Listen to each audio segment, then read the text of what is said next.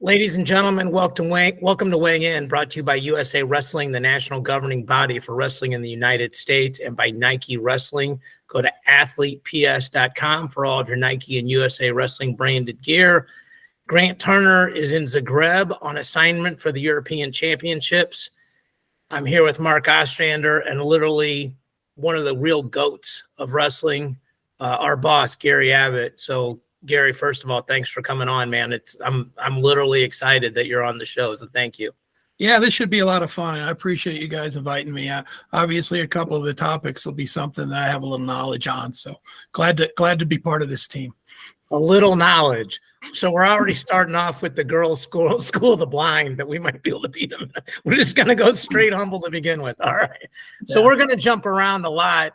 Just to begin with, before we get to the sort of USA Wrestling centric topics, been following the Oklahoma University coaching situation. I have somebody there that is literally a part of the team that said Nickerson was on campus. Rob Cole was on campus the week before. And Storniolo apparently was offered, but none of those guys have accepted. The rumor is they're going to have the job filled by Friday, so we'll stay on top of that. The second thing is the portal. So probably the big news of who came out of the portal, Bernie Truax to Penn State. Mark, we talked about this. This probably means Starachi stays at 74 and Brooks stays at 84. He plugs in perfectly at 97. They've got All-Americans at the last four weights now, along with 41, 49, and 57. So they now have 7 All-Americans plus Facundo plus Robbie Howard coming back, and they're on the short list for Aaron Nagao. And I think they're on the short list for Cannon as well. So they might be pretty good next year, huh? That's what I'm guessing. The rich get richer, and everybody else tries to get the scraps. So, but you know what? With the people that they have there, David, and their RTC program that they have going, the best of the best are there. Why wouldn't somebody want to go there and train with these guys? So, I mean, you can't blame Penn State for building a dynasty. You know, you can be a little jealous, but I mean, these guys are doing what's best for them, so that's all that matters. Well, and when we start talking U.S. Open stuff and world teams, the Nittany Lion Wrestling Club in position to put multiple men, especially on the team.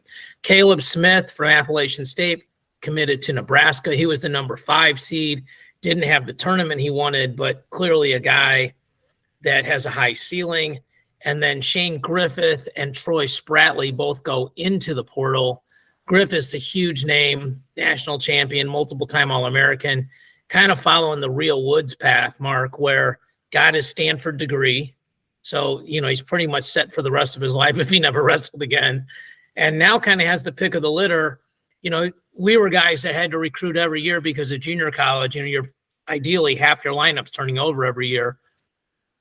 A known quantity like Shane Griffith, a guy that's never been a problem behavioral-wise, in fact, was key in saving that program, so sort of the opposite. Obviously, he's not an academic risk, he's not a social risk, and he's proven he can win. He's going to have really his pick of the wherever he wants to go. Yeah, whether he goes 74 or he goes 65, I'm not sure which weight he wants to go. I think he fits in pretty much at a lot of places at either weight, so that's going to be a big get for whoever gets him. And, you know, there's some schools out there that could probably use a little bit of help. Michigan, obviously, maybe at 74 could use a little bit of help. Minnesota, Iowa.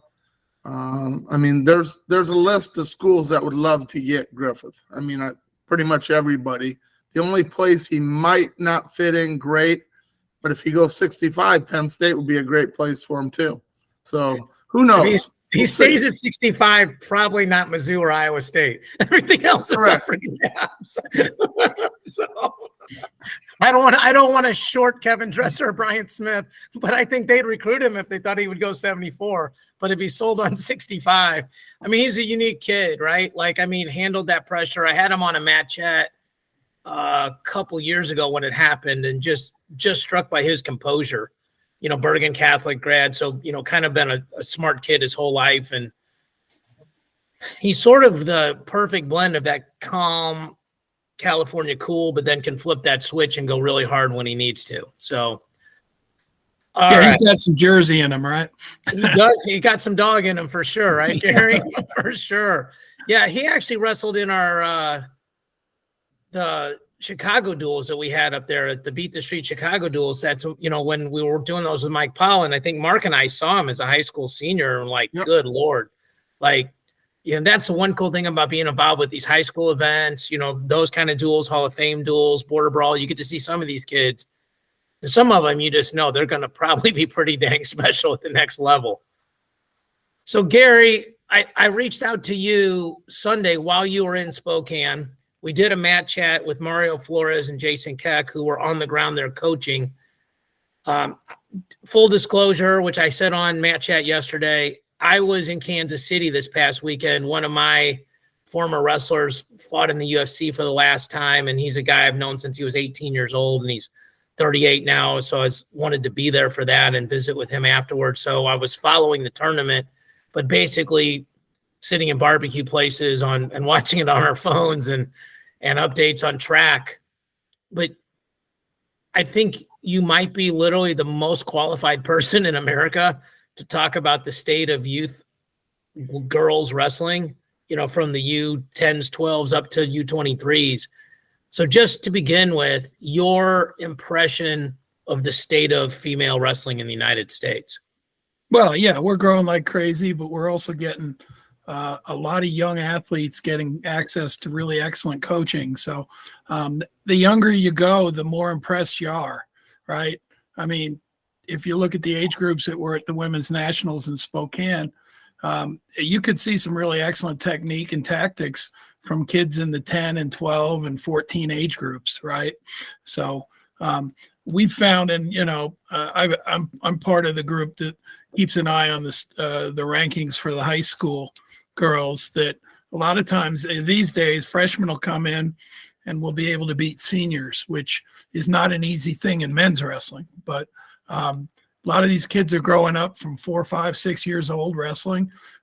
There's a lot of really good coaches and really good clubs available to young women across the country. And we're seeing a big jump in just skill levels and experience as the younger ones work their way through the system. So, you know, certainly it's hard to really know whether a 12-year-old is going to become an Olympic champion, but I think the state of the sport, with the amount of people doing it and the quality of athletes that are rising to the top, is in top-notch shape right now. Hey, So- Gary, I got a question. How surprised are you with the numbers of participants at these events on the female side? Well, I mean, it is the biggest growth part of our sport, specifically in USA Wrestling. You know, we just put out, Richard Emmel from our staff put out a graphic yesterday, and it was like, he went back about a decade, and there was 1 in 20 wrestlers were female, and now 1 in 7 are. So that's the number game. It's growing not only at the high school and college level, but also among the youth athletes. I mean, now that it's okay culturally for girls to be wrestlers, they're being welcomed into clubs at the youth level more than they've ever been, and it's going to continue to grow. And we're seeing some clubs that, you know, they cater to both boys and girls, but you also see clubs where there are some coaches that are just creating all girls programs at the youth level, and those are very successful. So I mean, it doesn't really matter whether the model is to have the girls in with the guys or to have some specific all girls opportunities. They're both leading to the growth, right? So it's and you know, we're already the number 2 power in the world in women's wrestling. So, you know, the big hope and dream out of this is that we continue to grow our base to the extent that we can go out and beat Japan not only once, but on a regular basis. And it's possible with going to these youth tournaments and seeing the young ones come in, that we might be able someday to jump past Japan, hopefully. You know, that would be awesome. Yeah, I mean, and I've been blessed to be like at the World Cups and some of these other things, the World Team Trials, where it's male and female, and have worked hard, like just on trying to follow those storylines. And one of the things we've talked about, Gary, off air is, you know, the college storylines for men are so easy. like, okay, like Yanni Diakomahalis was a Cornell guy, but people know that he just won his 4th title, just to use somebody who's a recent story. Like Gable Stevenson didn't wrestle this year, now is coming back. So, like Spencer Lee wrestled this year, had a chance to become a 4-timer, didn't. So how important is it for college to continue to grow for the overall popularity of the sport, for like to the average fan? Like somebody was telling me, like they thought Helen, when she won the gold medal, as much exposure as she got in the wrestling world, that, they thought there were some like, Wheaties boxes, those kind of opportunities. So just, you're a guy that sits 50,000 feet and has been there for a long time and has a really good knowledge. What should be happening? And then what do you think about the college part of all that? Well, I mean, here at USA Wrestling, we're going to promote and cover our women the same way we cover our men. And if the rest of the world would do that, I think it's not going to be very long until people have an understanding of who the top athletes are, right? But with that said, I mean, men have been wrestling since caveman days and women have been wrestling since 1987. So it's really hard to expect that everything that changes is going to be immediate. But if you grow up as a young girl and you join wrestling at 8 years old, you're not running into barriers like you might have 10 years ago. So the potential is there for us to build the brand for women's wrestling, and you do it around athletes, right? I mean, if anyone's going to cover next week's Open, they've got to report on the fact that 6-time world champion Adeline Gray is back, right? She took a year off to have twins. She actually walked in my office yesterday with the two kids that were wonderful. I mean, it was made my day, right? But, she's strapping on a singlet and going to go back and try to win another world and Olympic title. So we have storylines in the women's side.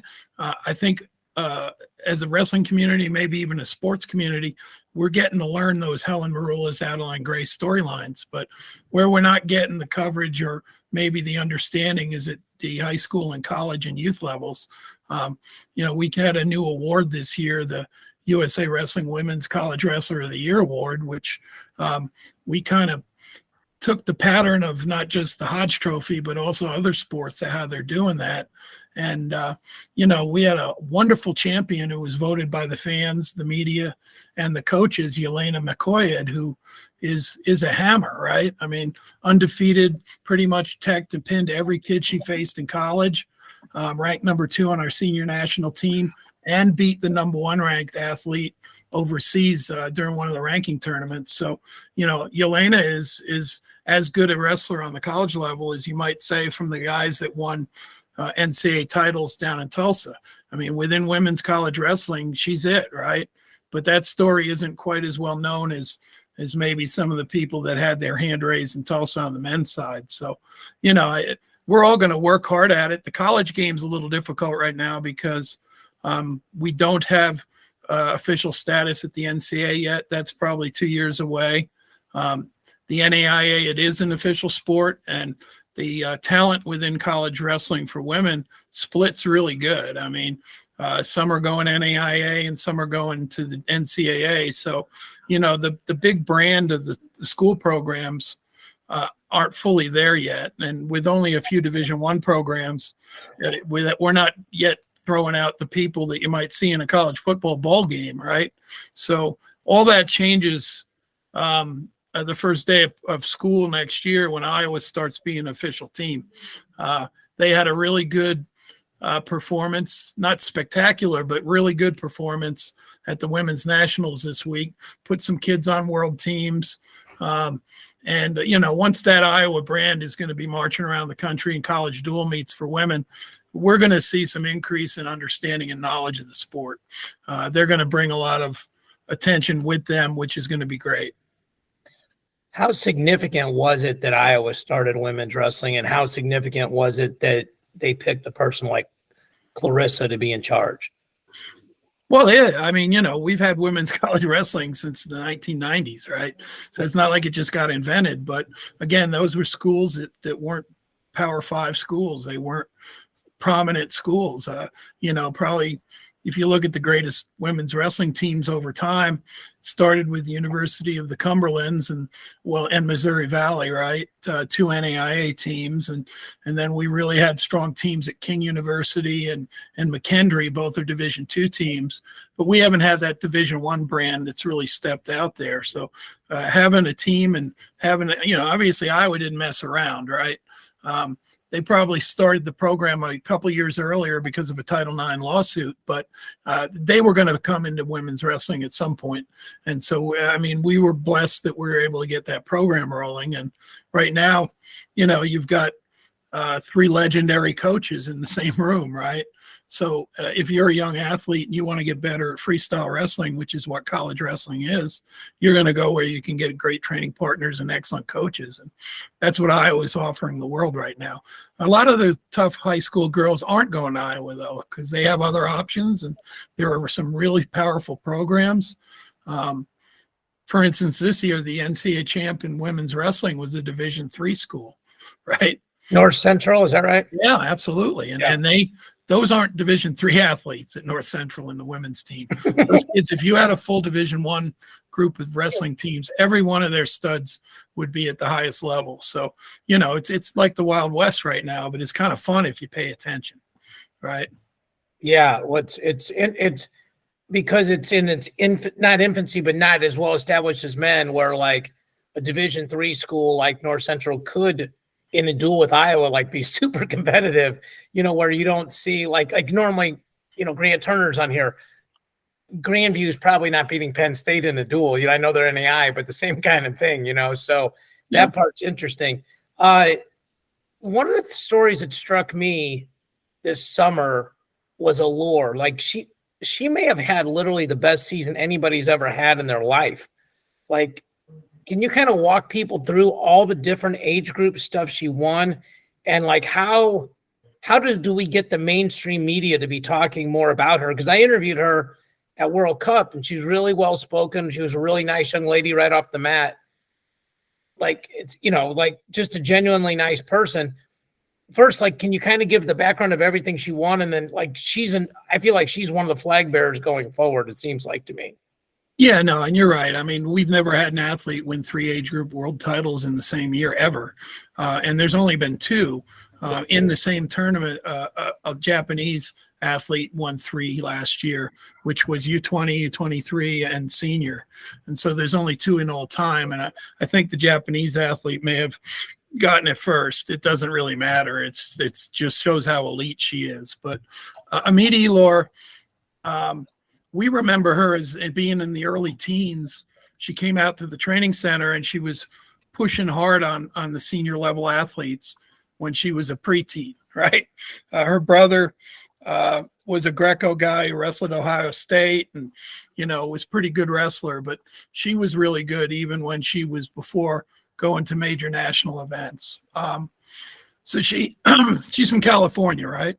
And winning a California State high school title is a huge deal in wrestling, boys and girls, right? Uh-huh. It's got the most wrestlers in the country or in California. So, and on the girl side especially. And she won the state tournament as a freshman and then quit folk style. I'm done. I'm going to focus on Olympic wrestling. And kind of like when Snyder decided to come to the training center as a high school senior, I gave up high school wrestling and decided he wanted to be an Olympic champ, and he got there within a couple of years, right?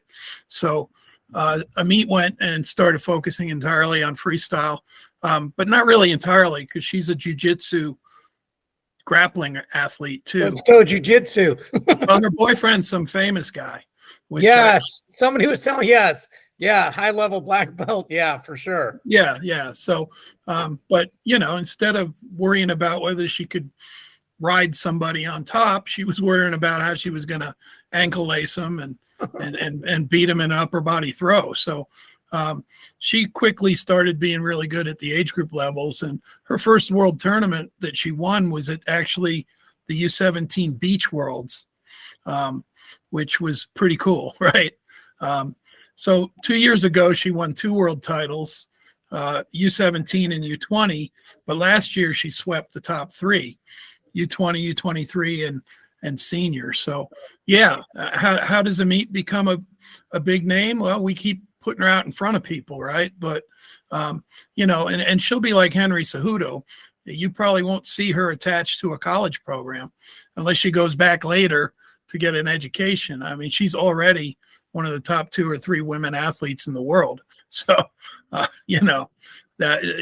Henry skipped college, and Amit may not wrestle in college either, We always joke that, like, when Henry Cejudo came out, like, if he had to go to junior college and you go to, like, the seating meeting and somebody's like, well, my guy won this tournament. And I'm like, oh, my guy won Beijing. Put him in the bracket. Like, if Ostrander and I were down at Colby arguing the seating meeting, and he says, well, my guy won Beijing, maybe he gets the 1 seed. So yeah, I'm pretty sure Amit gets a lot of 1 seeds for many more years. But I mean, the cool part about her is she actually entered the both divisions at the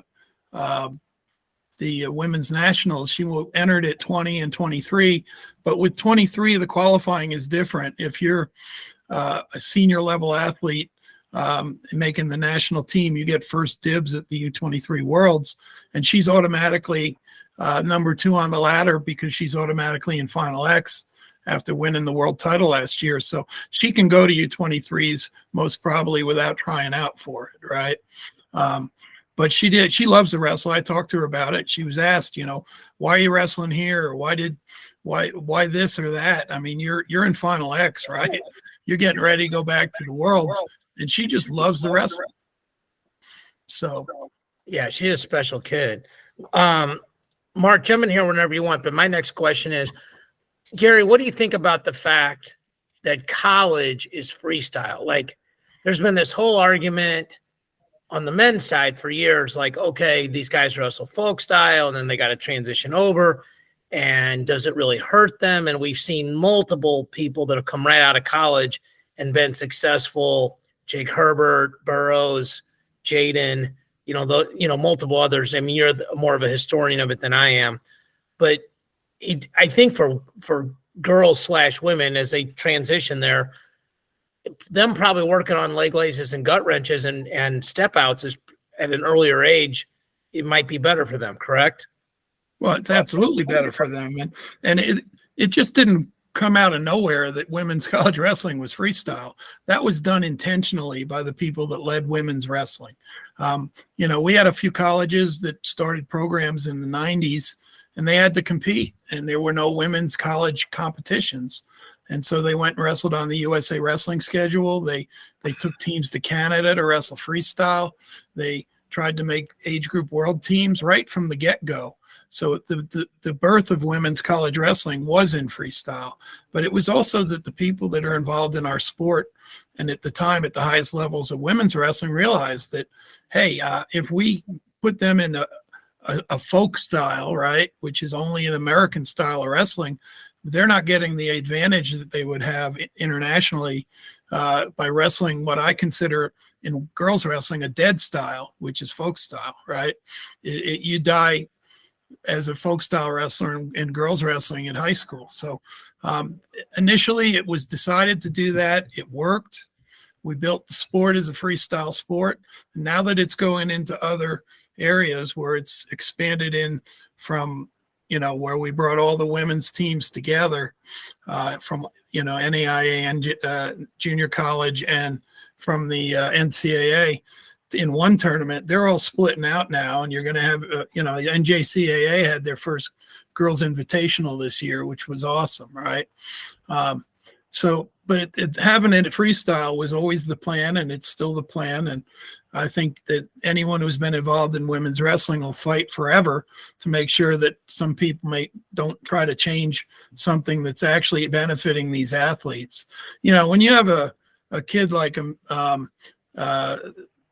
let's say Yelena McCoyed, who's the best wrestler in women's wrestling, she might make the Olympic team right now in the next 2 years. Obviously, she's going to have to beat some great athletes, including maybe our greatest, Adeline Gray, is in her weight class. But, I mean, if college kids are good enough to make world teams on the women's level, that is something that's really good. Because if you look at international wrestling in other countries, a lot of the best women are in their early 20s, and that's college, right? Yeah. So I'd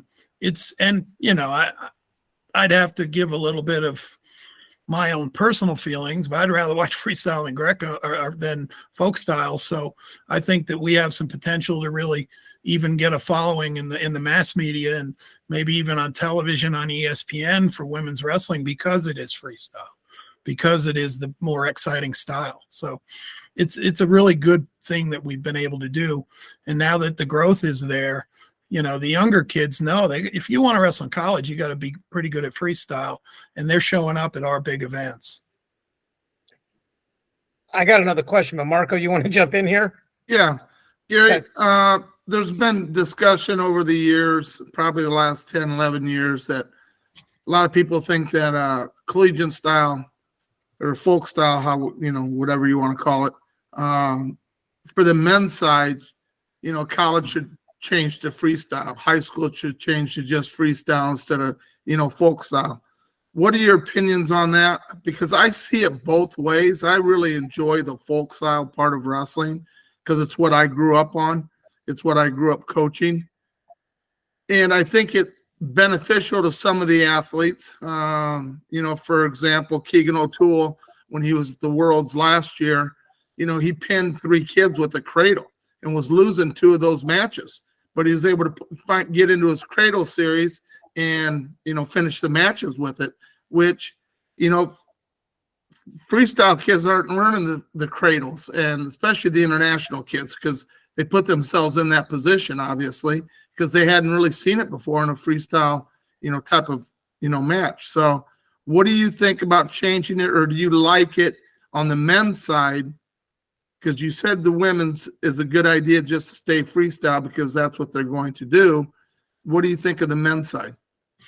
Well, I mean, I don't know. I'm a spokesman for USA Wrestling, and we haven't taken an official position on that right now, right?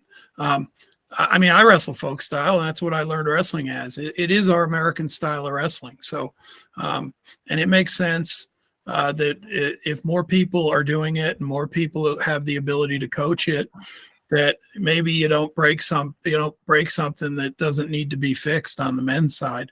But I mean, if you don't switch to freestyle in college, you at least make the rules more freestyle oriented. I mean, riding time and no step out in college wrestling is pretty ridiculous when you have the ability to improve the sport by doing rule changes that would make it closer to freestyle. Ostrander, that is a professional segue right there. That is the guy that knows about the new rules that came out and is teeing us up for that in a few minutes. Go ahead, Gary. Well, I mean, but I'm also a realist. I mean, the wrestling community has to decide to make change. And anyone who's been in the wrestling community more than 10 minutes knows that the wrestling world does not like change. It's not something that it's easy for them to embrace, and it's not something that comes without, in a lot of cases, a big battle. So to switch college to freestyle, yeah, I'd love it. Switch high school to freestyle for boys. I'm just being a realist. The community has to decide that's what they want to do, and it hasn't happened yet. So a good chance that might be the case, that the men are going to stay the way they are and the women are going to do what they do, right? Yeah, for sure. So one of the things I wanted to ask you about, and I don't know if it's an opinion or if you have knowledge of this, but like you were at Michigan Border Brawl last year when it was tied to nationals, and we had a young lady named Eliana Bomarito in that meet who is a complete hammer, killed everybody in junior college this year, but she's at a weight class that doesn't exist at the senior level. So do you think there's a chance that they will add more weight classes? Is her path going to probably be in like beach wrestling? What are your thoughts on that? Well, again, we don't run the International Wrestling Federation. Adding additional weight classes probably won't happen. We're at 10 weight classes for men and women at the World Championships and 6 at the Olympics. So that's not a decision that has a whole lot of American input. That's an IOC and an international wrestling decision. Whether they're going to adjust the women's weights to move it to the larger girls, I think, I'm the biggest advocate for raising the weight class to a higher one is Adeline Gray, right?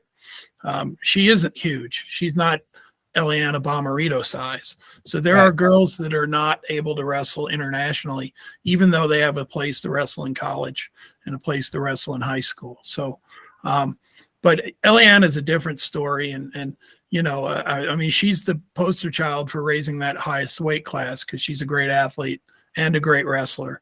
And even for college, she can't make 191, right? Right. So she has to wrestle right now at the junior college where they've added that higher weight class. But Eliana loves wrestling. She's going to go and wrestle at the beach tournaments this year worldwide. Yeah, she's already registered for 2 beach events. So we expect to see her wrestling down in Argentina and then in Singapore. And if she wants to keep wrestling internationally, beach will be the style because they don't have a weight limit. It's the old unlimited weight class, which, maybe that's where she's going to make her name in wrestling. But, at this point, changing weight classes, even in college, is going to have to come out of the college organizations. I've got to give the junior college a lot of credit because they decided to go to 11 weight classes and give the big girls a chance. And to me, that's really inclusive, right? So Eliana did have a place to go to college. She went to Indian Hills and won it, right? Right. She was, her club coach, Mario Flores, is a good friend of mine in the program. And her mom's an awesome person. And we were talking to them about where she was going to go to college after that meet. And kind of, we're like, hey, unfortunately, because of how things are set up, has nothing to do with your academics. You'll need to start at a JUCO. Obviously, Mark and I are pro JUCO guys. We've had a lot of kids come through our programs that have gone on and done big things, but it's just something else to think about. So I want to talk to you about the Olympic qualifying process because Mark and I had this conversation on Sunday afternoon when I was driving home from Kansas City. And I want to make sure, because we'll be talking about this for the next literally probably 12 months to this weekend. The Olympic trials are, I believe, somewhere around this time next April. So we're a year out. Actually, maybe less. The promotion for the Olympic trials is coming up in short order. So you'll be seeing all over the internet and all over the news stories, people already promoting the fact that we're a year out from the Olympic trials. I really can't talk about the Olympic trials process. It hasn't been approved yet. The expectation is it's going to be similar to what we've done in the past, right? And that would mean a world medalist jumps to the finals of the Olympic trials. But it has to, first of all, be approved through committees at USA Wrestling and then have final approval by the U.S. Olympic and Paralympic Committee. So if you go to our procedure page, there is not an Olympic trials document because it hasn't yet gone through the process. So any discussion on what the Olympic trials are going to look like, in the weeds structurally, it's premature because they haven't done it. I said it the wrong way. What I meant to say is how we qualify athletes for the Olympics. So and that's pretty simple.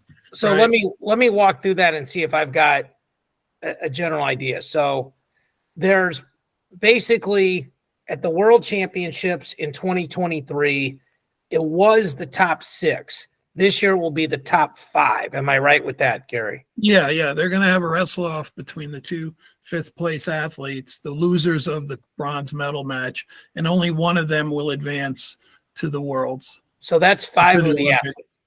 Spot. And again, as people need to know, you don't qualify yourself for the Olympics. You qualify your country at that weight. So, let's say Jordan Burroughs, well, he's not in an Olympic weight. So let's say Kyle Dake wins the Worlds again at 74. U.S. can bring someone to the Olympics at 74. We just have to go through our process to see whether it's going to be Dake or somebody else. So that's Right. the Tony Ramos, Daniel Dennis situation for people that want like a real life scenario of that. Yeah, So but Ramos- it goes way back too. Well, even but just- before that. Yeah. but just probably a more recent one. Okay, so the top 5 from the worlds are in. Then it's the next 8 come from the continentals. So Top there's 2 from each of the 4 continents. right, Yeah. correct. So you got to get yourself into the finals at the continental level. And it only counts at weights that aren't qualified yet for your country. So, like, we won't even be able at the Olympic qual. Let's say Gable Stevenson makes our team and he wins another medal. We'll be qualified for the Olympics. So next year at the Pan Am Olympic qualifier, we won't even have an entry at that weight class. We're already in. So and when you say next year, you mean like this fall, like later in 23, right? Because it's I think those events are in the spring though. The Pan Am Olympic qualifier. It's all on the UWW site. okay. When the dates of those are. But Okay. what that ended up doing is it's similar to what we did the last time. 2 out of each continent, and then it'll all go into one last event, right? So last chance qualifier, and last year it was 2. This year it'd be 3. And so Right. the people that are going more recently, like Jordan Oliver, didn't make the finals, so he didn't qualify 65 kgs for America, where he made the semis and lost. So he would have had to then wrestle everybody that through the repechage that came back to him, win that match, and then wrestle the winner of the same person on the if he was in the top half of the bracket, then the person that did the identical thing on the bottom half of the bracket. Yeah. What they did is moved one athlete from the worlds and added one to the last chance qualifier. Right. Pretty simple. I mean, the problem is the 16 athletes, right? I mean, how do you the world championships, you could have 40 or 50. So yes, the Olympics, and people have to understand, it's the most prestigious one, but it's also the hardest part about being an Olympic champ is qualifying. Now, John Smith was on the podcast years ago when we were at track, and he said he thought the worlds were harder to win than the Olympics because there might be some guy that's really good at something. First of all, I don't know how much John Smith knows about losing at the World or Olympic Championships, but well, he did lose a match at the Olympics, but he still won the gold. Right. But he said, like you have to wrestle more matches, and there's these people out of, maybe they're really good at something that you don't know about, and they might be able to catch you one time, but not win the tournament. And, the other thing is in the Olympics, with it being 16, you're way more likely if you get a good draw to get pulled back in because the person that beats you only has to win 2 more matches as opposed to 3 or 4. I remember the year I did the play-by-play, Zane wrestled the Cuban first round, lost, but wore him out so much that guy lost the next round, and then he was out of the tournament. Yeah. I mean, worlds might be more difficult. You have to win more matches, but there's a whole lot more pressure at the Olympics. Plus, you have to qualify. Plus, you're never going to run into someone who isn't ready. You might have at a world championship somebody who may not have peaked really well, or but at an Olympics, every country cares. They train anyone who qualifies is in top-notch shape. It's the elite of the elite, so every match is important. There isn't an easy match in the Olympics. 0. Yeah. So I'm going to set this next part up because it's tied to the U.S. Open. So Gary Abbott is literally the person that watches this podcast every week and makes sure we didn't screw anything up before it goes out to the public. And so he's heard me say numerous times, people should go to the U.S. Open. And I've said this for years, like when I was at track, like it's an unbelievable tournament. It's run incredibly well. It's in one venue, but still kind of spread out a little bit. And then it's Vegas. So you can get a hotel, you can get a meal at 10 o'clock at night. It's that kind of stuff that are problems at the NCAAs don't exist in Las Vegas. You get steak and eggs at 2 a.m. if you want. So, and Gary, let me just start with this. As somebody who's, not only a part of USA Wrestling, but a fan of wrestling, what am I missing? What else should I be telling people on why they should go to the US Open? Well, this year, because of the rule changes on making the world team, you should go to see the best wrestlers in the country, right? Because they're all going to be there except for between 13 and 15 world medalists. So in the old days, those kids would enter too. But in recent years, a lot of people would skip the Open perhaps because they could qualify for the World Team Trials Challenge tournament a different way. But this year, if you win the Open, you're in Final X. You're number 2 in the country. All you have to do is win a best of 3 series, and you're going to the World Championships, and you can try to qualify the weight for your country. So it's full of hammers, right? And that's the senior level. But the cool part is you get to see the best athletes in other age levels. You know, you get to see the best U20 men, you get to see the best U17 men, the best U15 men. I mean, it's and there's also a high school girls showcase event where many of the top recruits in the whole country for women's wrestling are coming down to Vegas to battle it out, you know. So you know, matches all over the place are going to be good. Now, if you're one of those guys that, you know, like sitting up at the NCAA tournament, seeing 8 mats, not moving all day, you know, this is one where you'll be able to do that with the mats that are in the arena. But a lot of the other wrestling is in other places in the facility. We have an entire hall on the side that's full of mats for some of the youth tournaments. And, you know, this is a great event for people who like walking around, finding some fun matches to watch, talking to their friends, because pretty much everyone in sport of wrestling is there.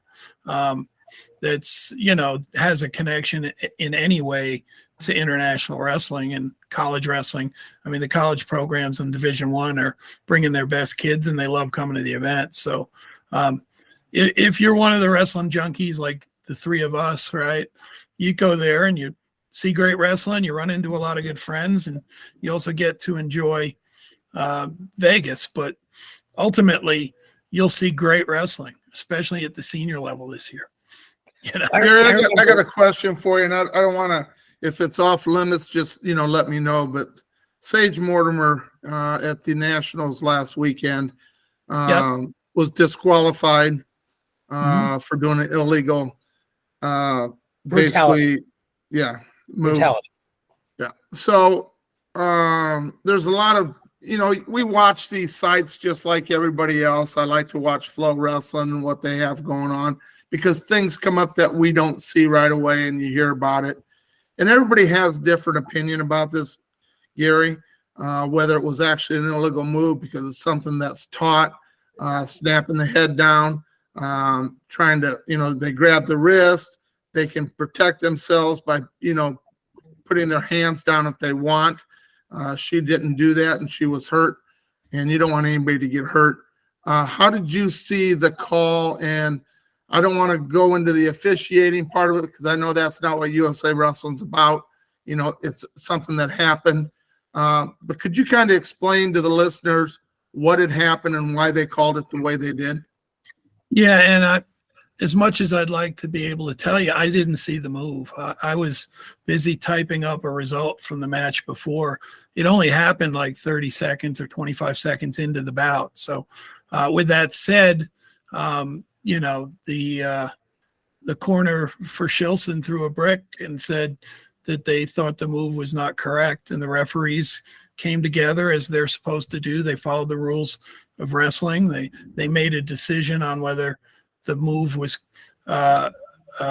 legal or not, and ended up disqualifying Mortimer. And that's, you know, Mortimer obviously is going to have a process that she can pursue, because this is a potential, well, it is, it's part of the world team qualifying process for U23. So what Mortimer and her team does in reaction to this, you know, they have the ability to do something to see if they can change things. But the referees, that's their job. So I work for USA Wrestling. I don't really have an opinion, because that's why we have referees. Their job is to make those calls. And they made the call to say that, yeah, the match was over because Shilson was injured, but what Mortimer did didn't follow the rules as they interpreted it, and they followed the procedures to do that. So it's the only thing I could say is it's unfortunate. That was going to be a great match. It was the finals of the NCWWC and which is the NCAA tournament for women. So we're having the champion runner-up get a rematch to try to win a tournament and maybe qualify for a world team. But I can't even tell you what I think, and I didn't go back and watch the video. It's not something that I have any input on. So it's unfortunate, and my thought is I'm hoping that Emily Shilson is healthy and that things go well for her. Whether the call is correct or not, people can talk about it all day. They followed the process. It's just whether or not they agree with it, right? And Flo did a very in-depth interview with a referee that was called in at the highest level. So, Mark, if people want more about that, like literally the procedure, I mean, there was a question on would she be penalized just for one match because there was ambiguity on 2 out of 3. That stuff is more like Gary said, the referees do this, Gary does this. So somebody that actually does this part literally gave rationale. Now, whether people agree with it or not is completely up to them, but that's probably going to be a better source for that. So, Gary, to go back to the U.S. Open, tons of really, really exciting entries. And the 2 I think that kind of stick out to maybe the 50,000-foot fan is like Spencer Lee. There's a big question whether he was coming in. And then you mentioned him earlier, Gable Steveson. How exciting is that for you, just USA Wrestling, like when you heard Gable was coming back? Because it was one of the weights that America did not medal at this past year. Excuse me, to bring back the Olympic gold medalist. And I had COVID when that was happening, and I was jumping up and down. So, yeah. Well, Gable brings an extra energy and flair to the sport of wrestling, always has, going back to when he was an age group athlete winning, U17 world titles, or being the best heavyweight in high school when he was in Minnesota. I mean, he's always been an entertainer. He's always been highly talented. He's always brought attention to himself and to the sport. So, anytime an Olympic champion who's still in their prime comes out of retirement, you've got to feel good about it.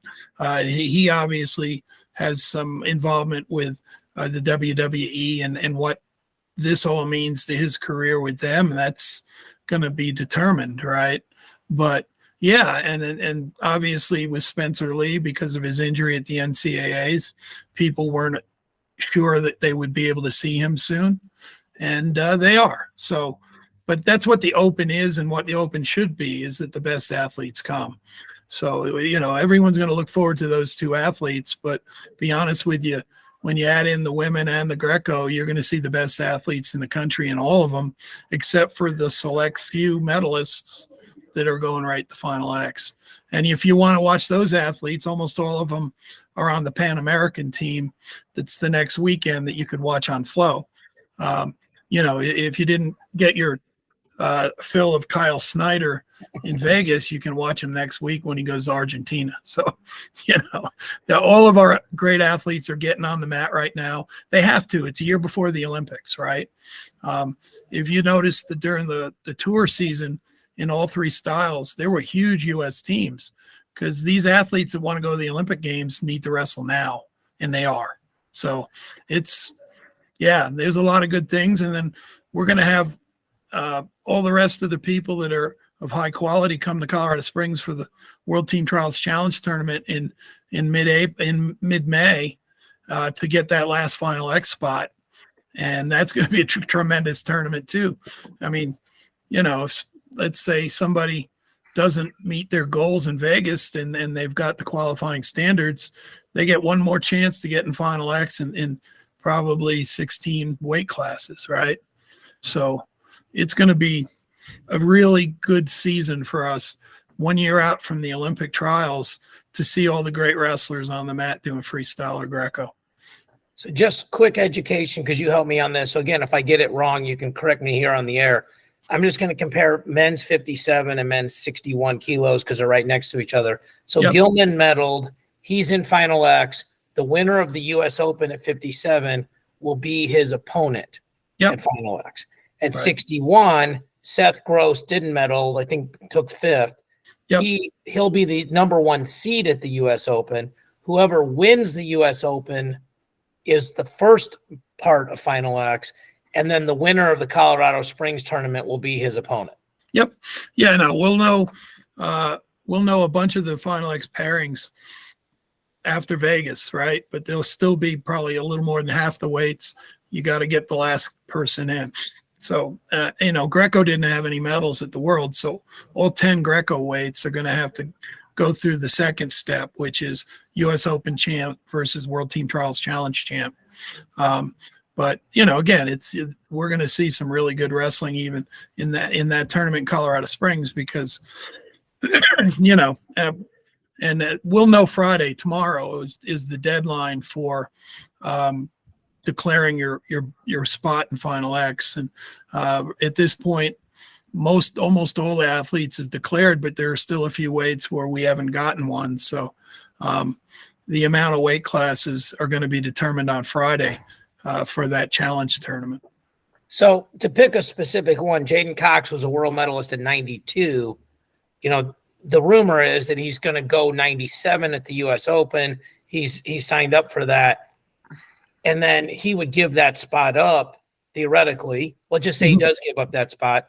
Then the winner of the U.S. Open at 92 becomes the first person in, and then the World Team Trials Challenge Tournament is the second person. If he chooses to accept 92, then the winner of the U.S. Open is his opponent. Yep. Yeah. And he's got a day to determine. I mean, and you guys follow it just like I do. He has the right to change his mind, but he's been saying he's going to 97.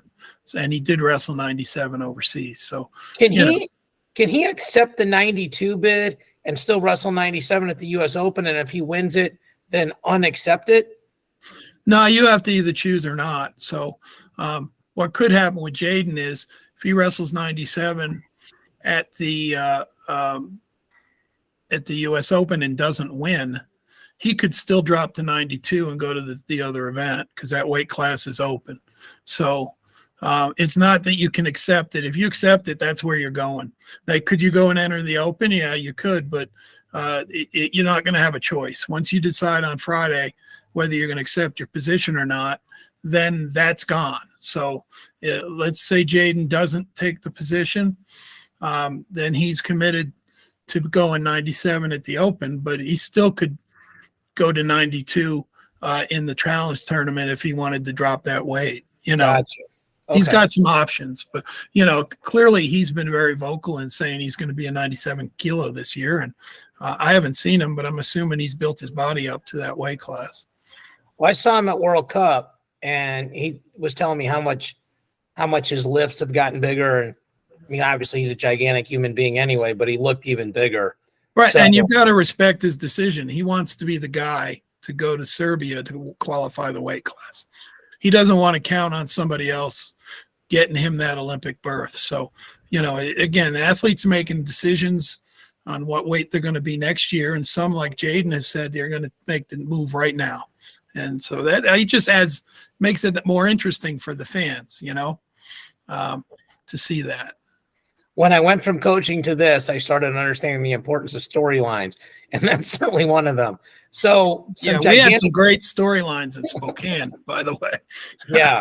I mean, when you got Kylie Welker wrestling against Kennedy Blades, 2 Olympic trials runner-ups who potentially might have to wrestle each other off for the Olympic spot for the next 3 quads, wrestling in a final series. I mean, we were seeing some great stuff, and that was just at the age group levels.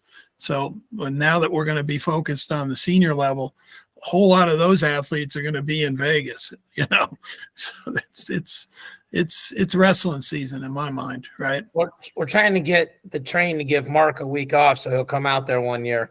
Because I keep telling him I've told him how great this tournament is for years before he jumped on the pod with us. So hopefully one year. Yeah. No, you don't want to miss Vegas if you can get there, right? But obviously, you want to see the 2 best in each weight class. You go to Final X. Their tickets still available. We've got a full hockey arena to fill. We started selling tickets last week. Got a really good start on ticket sales. But I mean, people aren't able to go to Vegas, you're sure as heck welcome to fly into Newark and come join us at Final X. Yeah. And this year's Final X is one location, one day, all 30 weight classes. Yeah. And you'll be able to sit in a big arena and enjoy all 3 mats at the same time. That's what those big professional sports arenas give you. They give you an opportunity to really showcase the sport. So, if you're into wrestling, it's a very exciting time for us for the next 6 weeks, right? Yeah. So you mentioned something earlier. I want to get your opinion on it. Mark and I next week, probably all we'll talk about is portal rules and then the U.S. Open entries, because it'll be shut down by then, and we'll probably record early next week because I'll be on a flight. Your thoughts on the NCAA rules, specifically, I guess, the 3-point takedown proposal and the no riding time point if you don't turn proposal?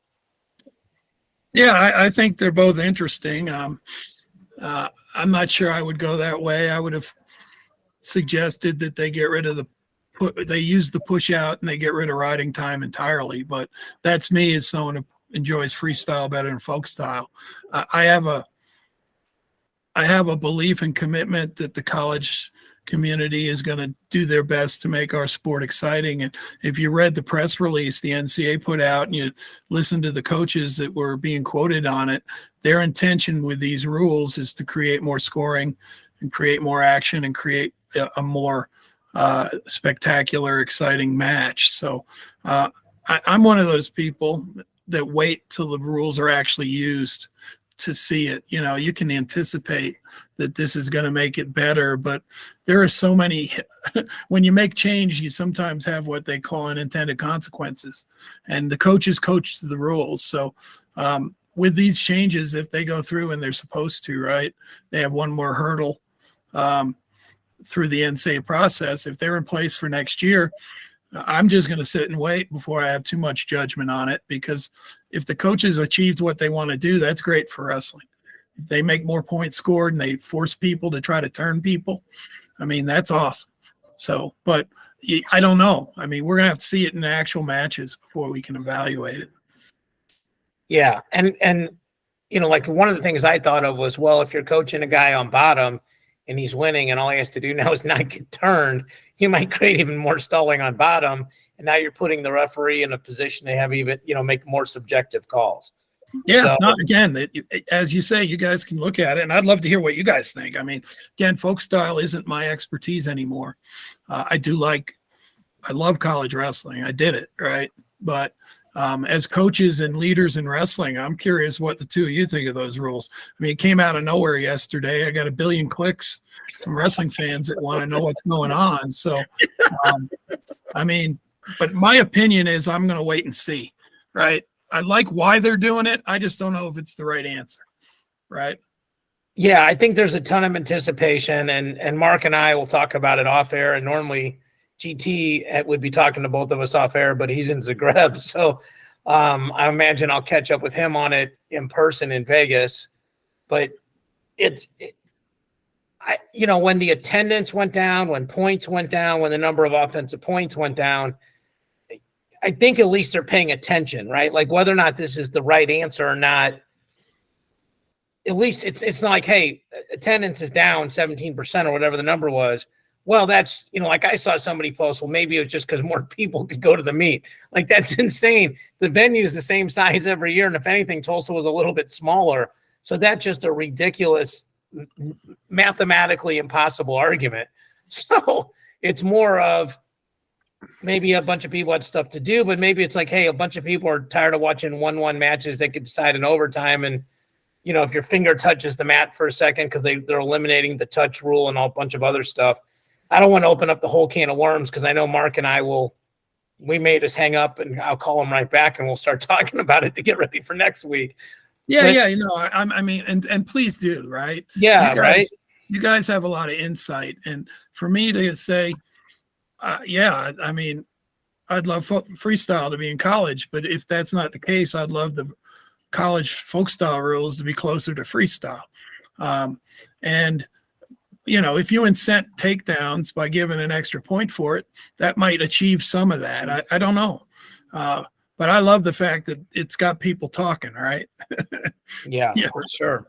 So, Gary, I'm going to give one quick opinion here, David and Gary.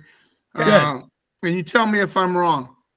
You're I wrong. thought this year's national tournament was probably one of the best nationals I've ever seen in my life for pure talent and people going out and doing things that you didn't really expect to happen. I mean, there were so many, like you said, Gary, there were so many things going on in Spokane last weekend that were storylines. The same thing happened at the NCAAs. You know, you had three-time national champs getting beat. You had a guy going for his third national title getting beat in the finals, and not by a point, but by 6 points, 7 points. These kids went out and they wrestled. And so to try to fix something that obviously I'm not 100% sure it needs to be fixed at this point. I think 10 years ago, when you had 3 or 4 matches go down to overtime and it was 1-1 and you were sitting there almost falling asleep during it, was different than what it is now. I love the NCAA finals this year. Part of it was because the kids are wrestling, right? I mean, if you didn't enjoy the performance that Vito Arujau did, you're not a sports fan, right? So, and I mean, I think that performance wasn't affected by the rules. It was more affected by the fact that that kid was ready to go, right? Yep. But I mean, as we continue to improve the sport, you're going to see more of these things where the fans or the rankings are wrong, because the kid, if you make the NCAA tournament right now, regardless of what school you're at, you think in your mind you can win the dang thing, or at least be an All-American. And if they wrestle that way, if they truly believe that regardless of what their season was like, they still could go do it at nationals, you're going to see a lot of excitement. And the kid, I agree with you, Mark. The kids did wrestle this year, and the storylines were even better. I mean, there wasn't an overriding, like, you know, everyone knew that it was going to be a Gable coronation, right, last year. And this year, everyone expected the same for Spencer. When he got beat, you know, some of those other storylines became prominent again, and people got to see and hear about those athletes. So, but again, I'm waiting and seeing on the rules, but I agree with you. The kids wrestled this year.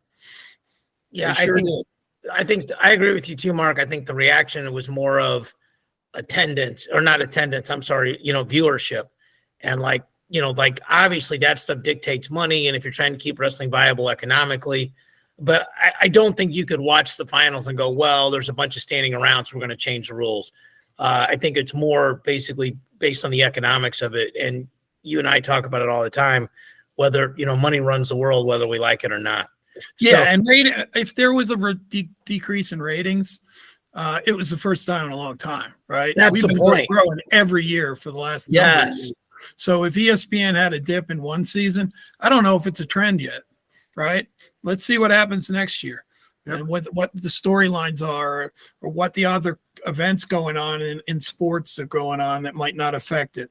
I'm not ready to say we need to panic yet because of the numbers in Tulsa, but you know, it'd be really great that next year we bump them up again, right? That's where I'm at. I just want to close out the hour by saying, number one, Gary, you've been a friend to me and my family for a long time. You and Scott Casper were the first guys to reach out to me when I was doing stuff at Track Wrestling and share a few kind words. And when you're new in that business and a GOAT reaches out to you, it probably means more than I have ever told you. You know, I called my mom and dad immediately, and, you know, I'm a grown man, but I was still like, Gary Abbott called me and said, I'm doing a good job. And, you know, sometimes you just think you're a voice in the wilderness and you don't know what you're doing, or if anybody's watching or listening. So that meant a ton to me. And it meant just as much for you to trust what Mark and Grant and I are doing, and then the Matt Chat, you know, guests to bring us over to your airwaves. And it's just been a great transition. So I've had a chance to publicly thank you with you on the other side where you could actually hear it in person. So I just want to thank you. Well, you're welcome, but it's pretty easy. I mean, the three of you guys do a great job with this podcast, and, you know, keep it up. It's good for wrestling. And I'm looking forward to it continuing to improve as you guys continue to figure out even more ways to make it fun and interesting. So that's great. And, you know, again, wrestling needs people like the three of you to to keep the sport vibrant and grow, and to get people to spend even more time. I mean, us wrestling nuts spend enough time on it, but if we can continue to encourage people to choose to spend time in wrestling rather than playing video games or watching bad television shows or doing something else with their time, that's all good. And you're part of the reason wrestling is growing. Okay. So you should feel really good about the time you invest in this. It's something that I think is awesome. So thank you. No, we You appreciate and it. Mark and Grant in absence. Yeah, Right. GT will see this, so we'll make sure he gets the love. And I know how much respect he speaks glowingly about you and Bender and Cody and everybody else over there, Joe and Bill and everybody else. No, we do our best, and that's really what matters, is that if we're pretty good at what we do and we give our best effort, I think we're moving the ball forward. Right. So For sure. So this was a great episode for us to have you on. And next time GT or Mark can't make it, especially if it's near the Worlds or something, we might have to grab you to come back on with us. Even if it's just as a special guest host, we'll go a 4-shot instead of a 3-shot. So thank you so much. For Mark and Gary, I'm David. Thank you for watching and listening. We'll speak to y'all next week. be well.